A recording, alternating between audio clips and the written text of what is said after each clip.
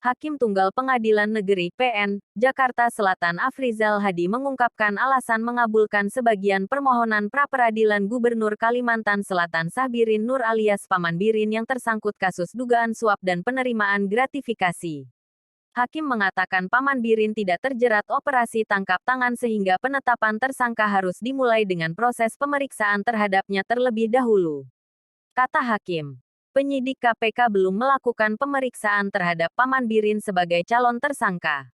Hal itu diketahui dari tidak adanya bukti yang dibawa tim Biro Hukum KPK dalam sidang pra-peradilan. Paman Birin juga belum dilakukan pemanggilan secara sah untuk diperiksa. Pemeriksaan sebagai calon tersangka tidak dilakukan oleh termohon KPK, ujar Hakim saat membacakan pertimbangan. Selasa, tanggal 12 November tahun 2024.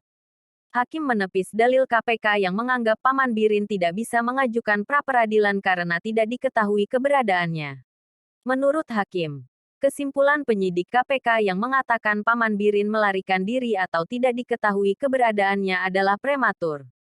Hakim berlandaskan pada tidak adanya surat panggilan pemeriksaan maupun penetapan daftar pencarian orang yang dikeluarkan oleh KPK.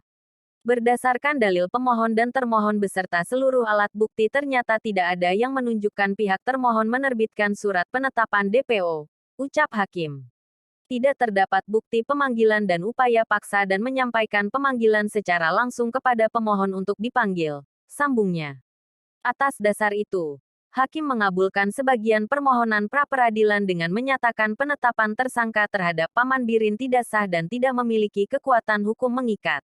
Menyatakan perbuatan termohon KPK, yang menetapkan pemohon sebagai tersangka merupakan perbuatan sewenang-wenang, ucap Hakim.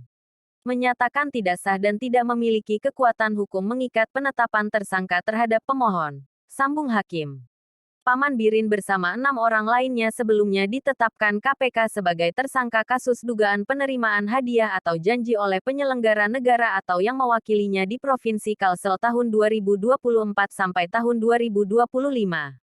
Sebagai penerima yaitu Paman Birin, Kepala Dinas Pekerjaan Umum dan Penataan Ruang PUPR Pemprov Kalsel Ahmad Solhan, Kabid Cipta Karya sekaligus pejabat pembuat komitmen Pemprov Kalsel Yulianti Erlina, Pengurus Rumah Tahfiz Darussalam sekaligus pengepul uang atau Fi Ahmad dan Pit. Kepala Bagian Rumah Tangga Gubernur Kalsel Agustia Febri Andrean. Mereka disangkakan melanggar pasal 12 huruf A atau B atau pasal 11 dan atau pasal 12B Undang-Undang Pemberantasan Tindak Pidana Korupsi UU Tipikor, Jo pasal 55 ayat 1 pertama KUHP. Sedangkan sebagai pemberi ialah Sugeng Wahyudi dan Andi Susanto selaku pihak swasta. Sugeng dan Andi disangkakan melanggar pasal 5 ayat 1 huruf A atau B atau pasal 13 UU Tipikor Jo pasal 55 ayat 1 pertama KUHP.